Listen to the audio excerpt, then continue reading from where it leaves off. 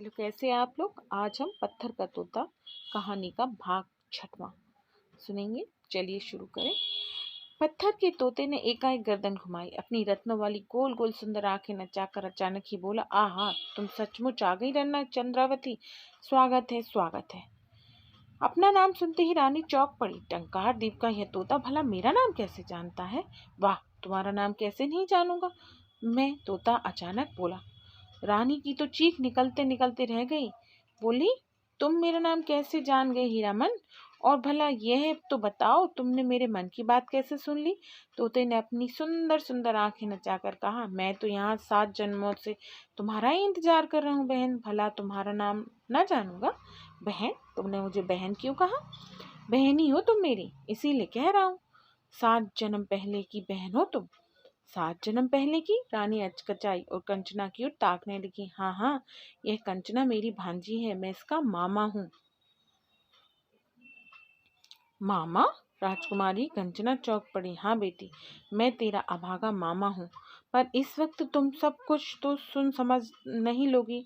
अभी यह बात रहने दो। तुम अपनी माँ को ले जाकर पहले कुछ खिलाओ पिलाओ, फिर जल्दी ही तुम्हें सब कुछ मालूम हो जाएगा। रानी ने कहा, तुम्हारी बात सुनकर तो मेरी भूख प्यास कोसों दूर चली गई। भैया, पहले तुम मुझे पूरी बात बता दो, तभी मैं पानी मुंह में डालूंगी। छी पगली, तू तो इस जन्म में भी उतनी ही हटीली है। तोते ने अचानक मीठी सी झिड़क दी, फिर बोला, तेरी ही जिद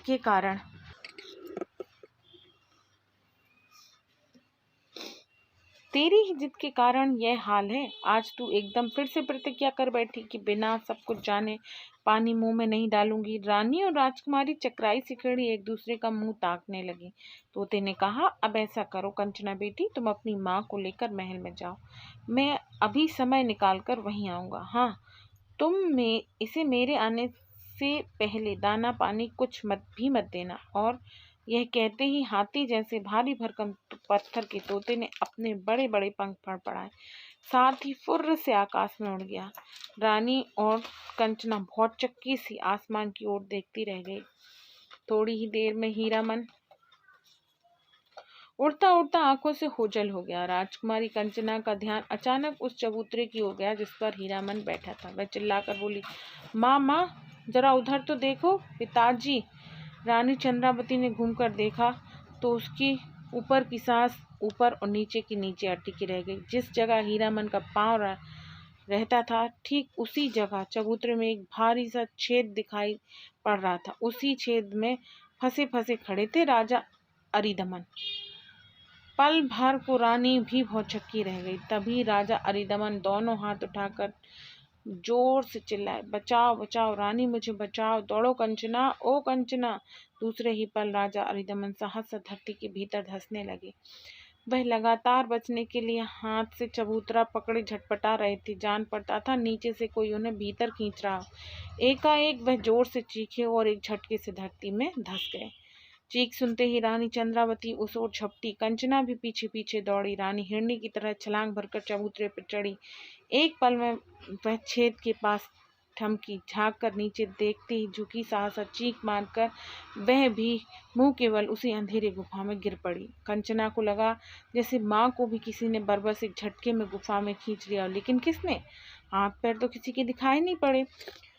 कहीं यह भी दानव की माया ही ना हो। दानव का याद करते ही कंचना के हाथ पांव जहां तहां बंधे रह गए। वह हीरामन के चबूतरे की सीढ़ियों पर पांव रखती रखती रह गई। उसकी समझ में ही नहीं आ रहा था कि पिताजी एकाएक यहाँ कैसे पहुंच गए, फिर अचानक से धरती के गर्भ में किस प्रकार पहुंचे, निकलकर ऊपर आते आते वे किसने पकड़कर गुफा में खींच लिया, और माँ कहाँ गई। वह मुंह के बल गुफा में बैठ किस गिर पड़ी। लगता तो ऐसा था कि फिर कभी किसी के बरबस भीतर खींच लिया हो। इसकी आगे की कहानी अगले भाग में। Okay, bye.